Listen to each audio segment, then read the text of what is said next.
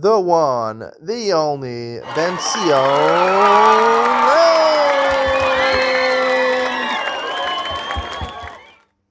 Good afternoon. Welcome to Yeshiva YouTube Table Enabled, the penultimate siman in Chelik Beis of Mishnah Berurah.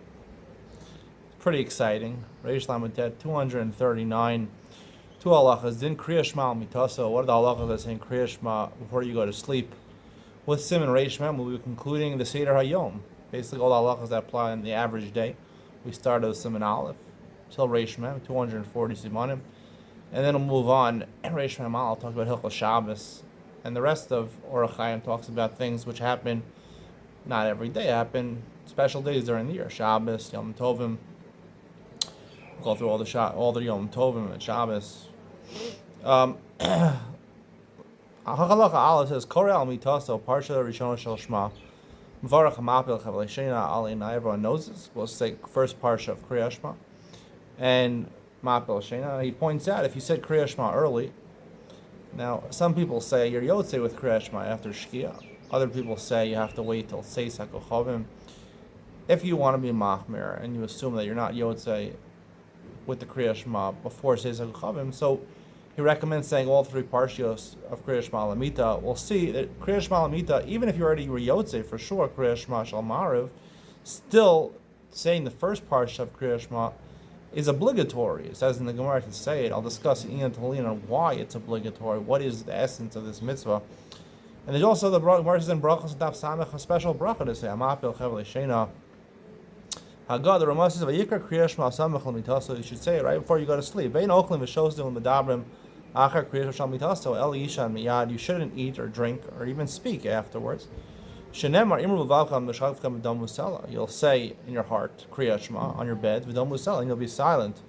Mishnah Berurah points out that if you want to eat or drink, you're not supposed to, so you're allowed to after Kriya Shema.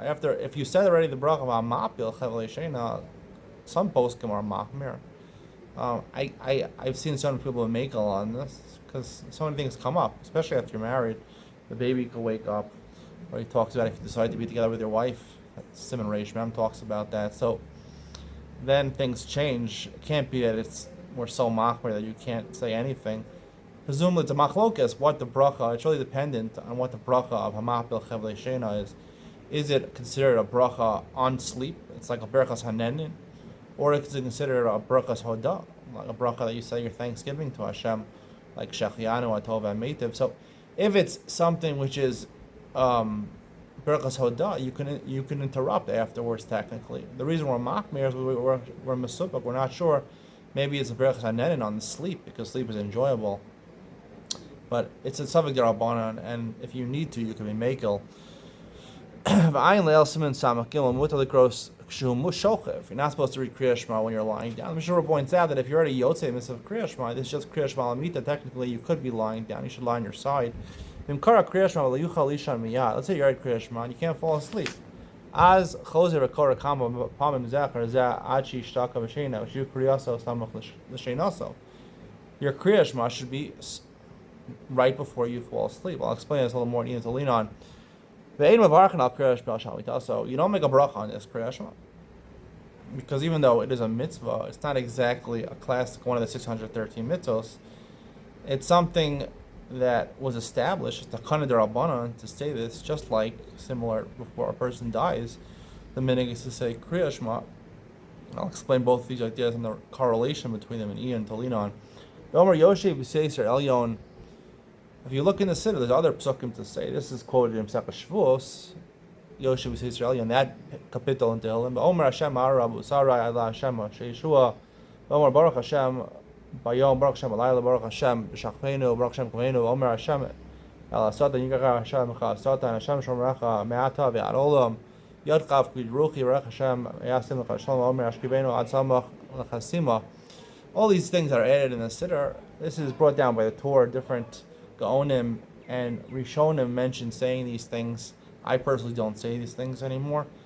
Some people say you should say them. I mean, there's no real source for saying these things. These are, I believe it's like superstitious a little bit.